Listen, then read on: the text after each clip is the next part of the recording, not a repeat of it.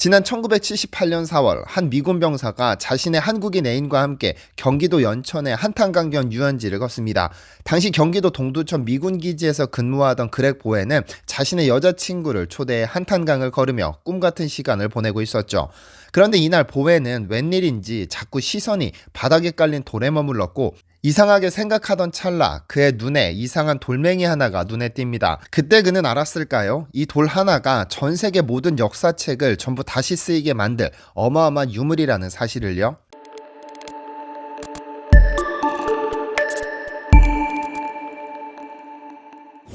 안녕하세요, 디스멘터리입니다. 산과 들을 집삼아 떠도는 산짐승과 인간이라는 존재의 가장 큰 차이는 아마 생각에 기초한 협력에 있지 않을까 생각됩니다.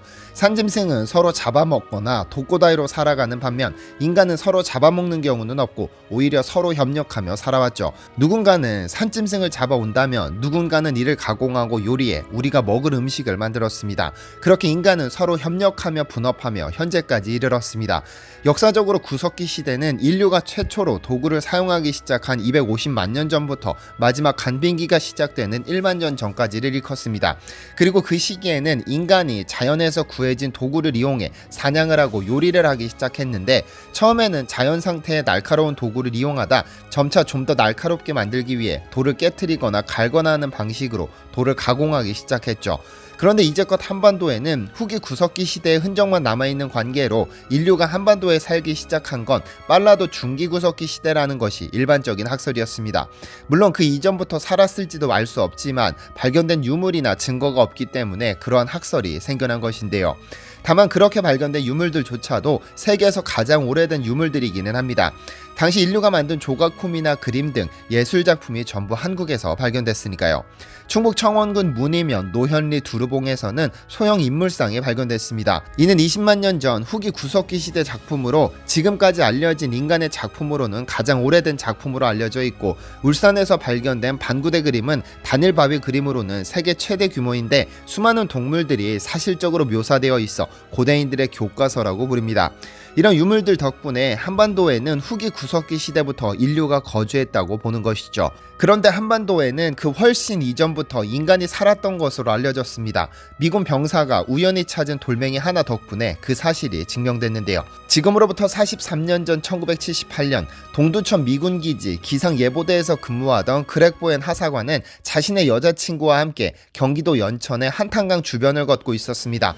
그런데 터벅터벅 걷던 그의 발걸음에 돌멩이 하나가 부딪혔는데 웬일인지 별 볼 일 없어 보이는 이 돌멩이에 자꾸 시선이 갔습니다.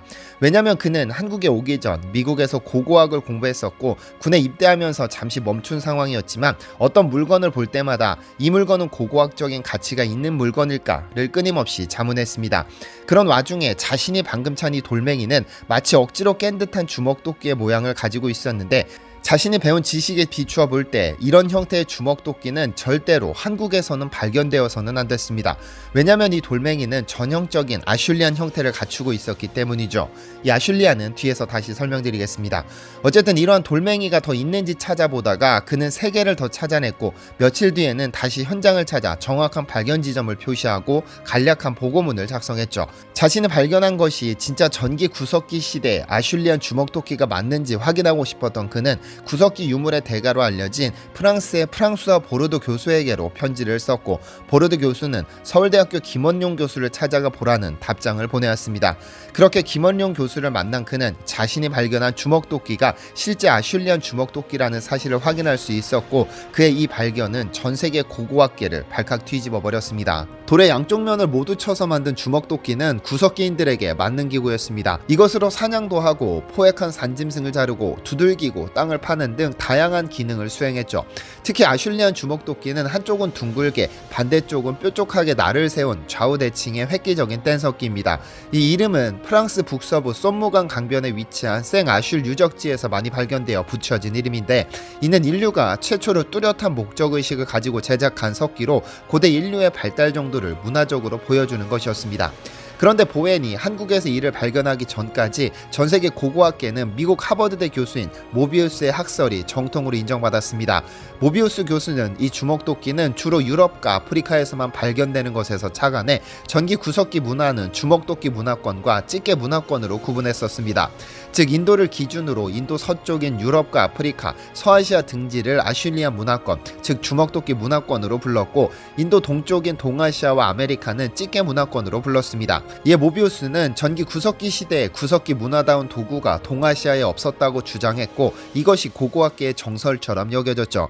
하지만 그렉 보웬 하사관이 한국에서 발견한 이 주먹도끼는 그의 학설을 정면으로 부정하는 발견이었습니다. 일본에서는 이에 대해 과학 잡지에 특별 대담을 마련할 정도로 큰 이슈가 됐었고, 데즈먼드 모리스와 같은 세계적인 고고학자들이 한국에 와 이 석기들을 감정하고 진품임을 인정하고 돌아가기도 했습니다. 이후 1979년부터 서울대학교와 한양대학교가 11차례에 걸쳐 전곡리를 발굴했고 무려 6,000점이 넘는 구석기 도구가 나왔습니다. 이에 이 지역 24만 평이 국가사적 286호로 지정되었죠. 그렇다면 주먹도끼는 왜 인류에게 그토록 중요한 것일까요? 여기에는 이유가 있습니다. 인류가 진화한다는 것은 두뇌 용적이 커진다는 의미로 두뇌의 크기가 커질수록 생각이 깊어지는 증거로 판단합니다. 주먹도끼를 만들었다는 것은 무엇인가를 가공했다는 의미이며 1차원에서 3차원으로 생각의 깊이가 점프했다는 의미입니다. 인류가 석기를 만들기 시작한 것은 330만 년 전이고 주먹도끼를 만들기 시작한 것이 170만 년 전이니 인류사의 절반은 1차원적인 도구만으로 살았던 것입니다. 결국 돌을 가공할 수 있는 생각을 가진 인류가 출현해 200만 년 전쯤에 아프리카에서 출발해 유럽, 아시아 각 지역으로 확산되었고 한반도에까지 다다른 겁니다. 그런데 이러한 주먹도끼가 때로는 억지로 자신들의 역사를 끌어올리는 조작의 대상이 되기도 합니다. 일본이 대표적으로 이런 짓을 저질렀었죠. 지난 2000년 11월 5일 일본의 마이니치 신문은 후지무라 시니치라는 아마추어 고고학자가 저지른 희대 전기 구석기 유물 조작 사건을 폭로했습니다. 당시 일본의 고고학자들은 30년 전에 한국에서 전기 구석기 유물이 발견되면서 일본에는 전기 구석기 시대 유물이 진짜 없는 것이냐면서 강박관념에 사로잡혀 있었죠. 그런데 후지무라 시니치라는 아마추어 고고학자가 이를 행동으로 옮깁니다. 그는 기자들을 데리고 다니면서 구석기 시대 유물을 찾는다면서 그가 찍어 파는 곳에서는 예외 없이 주먹도끼가 발견되었고 그 덕분에 일본은 무려 70만 년 전 인류의 흔적을 가진 나라가 됐습니다. 그야말로 신의 손이었죠. 그런데 이를 이상히 여긴 기자가 그를 뒤쫓아 영상을 찍었는데 그가 의도적으로 주먹도끼를 땅에 묻는 장면이 포착된 것이죠. 그리고 그에게 단독 인터뷰를 신청합니다. 센다이시의 한 호텔에서 만난 후지무라는 영문도 모르고 40분 내내 자기 자랑을 늘어놓았는데 이를 듣던 취재팀장이 보여드리고 싶은 영상이 있다면서 그에게 비디오를 보여줬습니다. 얼굴이 사색이 된 후지무라는 이후 10분간 침묵하더니 전부 조작한 것은 아니다라고 발뺌했다가 결국 전부 인정해 전 세계적인 망신거리로 전락하고 말았죠. 이 사건은 1990년대에 영국에서 일어난 가짜 고인류 화석 사건 이후 최악의 고고학 사기 사건으로 기록되면서 전 세계 과학계의 조롱거리가 됐습니다. 한반도에서 30만 년 전에 주먹도끼가 출토됐는데 일본에서는 고작 3만 5천 년 전 유물만 발견되고 있으니 어떻게 해서든 한국을 이겨보겠다는 헛된 망상이 이같이 부끄러운 역사를 만들어버린 겁니다. 당시 마이니치 신문에 실린 원문을 보면 일본은 지금 집단적 역사 컴플렉스에 빠져있다. 고대에서부터 중세를 거쳐 근세에 이르기까지 문화적 수혜를 받던 입장에서 메이지 유신 이후 근대화 과정에서 이를 역전시킨 일본이 현재의 선진적인 위치에 만족하지 않고 과거의 역사마저 저들의 지배사로 바꾸어버리려는 유혹을 받고 있는 것이다. 임나 일본 부설만 해도 그렇다. 고대의 한반도에 저들의 식민지를 두었다는 주장이다. 이런 발상이 일제때의 대동아 공영권을 발상하게 했을 것이다. 일본이 역사를 조작하는 한 일본은 영원히 선진국이 될 수 없다. 조작 자체가 바로 선진국이 아님을 증명하는 것이다. 이제 일본은 앞으로 교과서의 내용을 바꾸는 등 여러 가지 부분에서 해결해야 할 과제를 안고 있다. 세계학계로부터 신뢰를 다시 얻기 위한 범학계적 노력도 병행되어야 할 것이다. 특히 역사학과 인문학 분야에서는 크나큰 타격이 예상된다. 학문이 다른 부문에 비해 권위를 가지는 것은 그 진실성 때문인데 만약 학문이 진실성을 상실한다면 무슨 의미가 있을까? 일본은 이에 대해서 처절한 반성이 필요하다. 북한을 포함한 한반도는 오늘 살펴본 주먹도끼 외에도 전세계 고고학 역사에서도 드물 만큼 엄청난 유적을 보유하고 있습니다. 청동기 시대부터 사용됐다고 알려진 고인돌의 경우 현재 남은 7만 개 중 절반 이상이 전부 한반도에 남아있고 2만 점이 남은 전북 고창, 전남 화순, 인천 강화 등은 유네스코가 세계문화유산으로 지정하기도 했고 전 세계적으로 조각만 발견되는 청동검의 경우 한국의 박물관에서는 어디서든지 원형 그대로를 볼 수 있을 정도죠. 한국 그리고 한반도는 그저 작고 힘없었던 나라는 아닙니다. 구석기 시대든 청동기 시대든 인류가 최선을 다해 발붙이고 역사를 써내렸던 신성한 장소인 겁니다. 시청해주셔서 감사합니다.